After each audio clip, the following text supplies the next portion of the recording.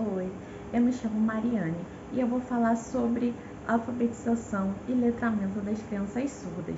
E também vou comentar um pouco sobre o acesso à educação para surdos em tempo de pandemia.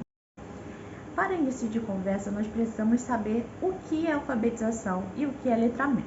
Então, a alfabetização é o processo de aprendizado da leitura e da escrita. O indivíduo alfabetizado é aquele sujeito que sabe ler e sabe escrever de forma básica. Ele sabe decodificar a língua portuguesa.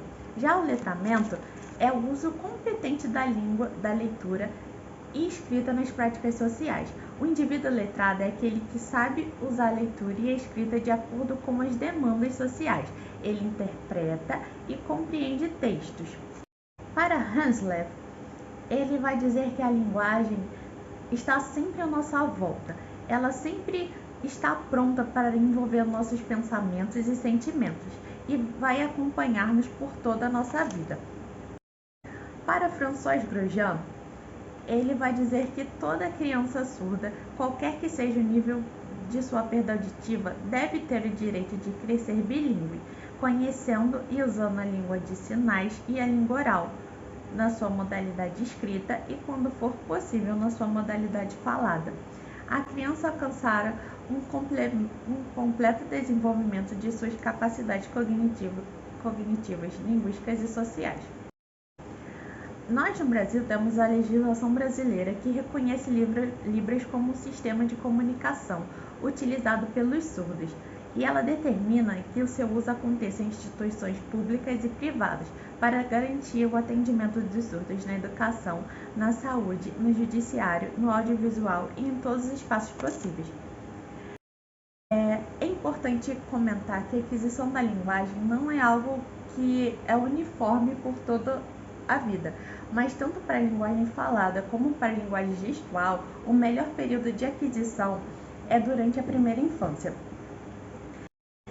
Fernando César Capovilla, ele é PhD em Psicologia e coordenador de pesquisa no Laboratório de Neuropsicolinguística Cognitiva Experimental da Universidade de São Paulo, afirma e comprova que a metodologia adequada no processo de ensino-aprendizado deve iniciar-se por Libras. Quanto mais cedo a criança participar do processo de aprendizagem da linguagem de sinais, mais natural vai acontecer a aquisição da linguagem, que é importante também ressaltar que esse processo é semelhante ao processo de aquisição de uma língua oral.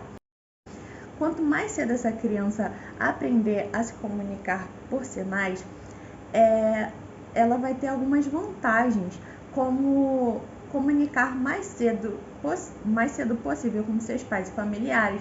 Ela vai desenvolver suas capacidades cognitivas durante a infância, vai adquirir conhecimento sobre o mundo e também pertencer culturalmente a essas duas comunidades. Mas para essa criança ser letrada e alfabetizada em Libras, não vai depender dela, vai depender de quem? Dos professores e dos órgãos de educação, no sentido que eles promovam em tempo a essas crianças o desenvolvimento da linguagem e da aquisição da língua de sinais, bem como o acesso a uma proposta educacional bilíngue que visa alfabetização e letramento.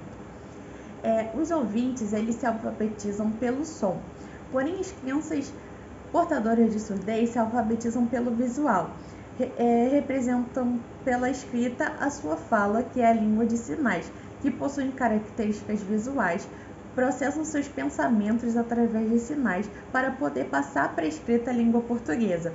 Então, os surdos seriam pela visão. Daí tem uma necessidade de trabalhar com textos ilustrados, visionários, desenhos, registros gráficos e imagens fixadas em materiais para que favoreçam a aprendizagem dessas crianças. Agora vamos falar um pouco sobre o acesso do surdo na educação em tempos de pandemia. Quando veio o coronavírus, todos nós tivemos que ficar em quarentena, não poderíamos estar presentes nas salas de aula. Então, esse ensino passou-se a ser remoto, ou seja, ele passou a ser online, digital. E as professoras, as crianças no aprendizado de sinais, de Libras, dessas crianças na escola, já era um pouco complicado. Mas quando veio a pandemia, veio esse ensino digital, ficou um pouco mais complicado, porque os professores tiveram que se reinventar, eles tiveram que criar materiais novos para essas crianças que se adaptassem, mas também tinha alguns desafios no caminho, como algumas crianças que não tinham acesso à internet, não tinham acesso a esse mundo digital. E alguns professores no Brasil conseguiram o quê? Com essa interação da escola com os pais, levar até essas crianças alguns materiais que estivessem bilíngues, porque aí o pai poderia compreender, poderia aprender e ensinar para aquele filho surdo que estava em casa isolado, sem ter contato com os professores. E durante esse tempo de pandemia, é muito importante o papel dos pais ou dos responsáveis legais por essas crianças, porque como ela não vai poder estar presente todo dia numa escola, o papel do pai é fundamental para ajudar que essa criança não perca o conteúdo, para ajudar que essa criança consiga ainda aprender. Um exemplo para esse tipo de material bilíngue, foi uma professora do ensino municipal de Minas Gerais, que o que ela fez? Ela sabe Libras e tinha um instrutor de Libras na turma. Ela mandou um vídeo pelo WhatsApp para todas as crianças da turma, não apenas aqueles que eram surdos, mas para as crianças na turma no geral, que em sala de aula eles também estavam ali aprendendo os sinais de Libras. Essa atividade funcionava assim: ela mandava um vídeo, onde no vídeo a tela estava dividida em duas partes. Num lado estava a professora segurando, por exemplo, uma fruta, e no outro estava o instrutor de Libras fazendo o sinal daquela fruta. E atrás estava uma imagem com uma pessoa segurando a fruta, ou uma fruta, de que elas estavam falando. E assim ela conseguiu desenvolver uma atividade que aquelas crianças poderiam, mesmo em pandemia, ter o acesso e continuar sendo letradas e alfabetizadas. Podemos concluir então que o papel do professor, do profissional e da família e da escola também é de extrema importância para o aprendizado da língua, para que a criança adquira a linguagem tanto de sinal quanto português desde pequeno, para que ela cresça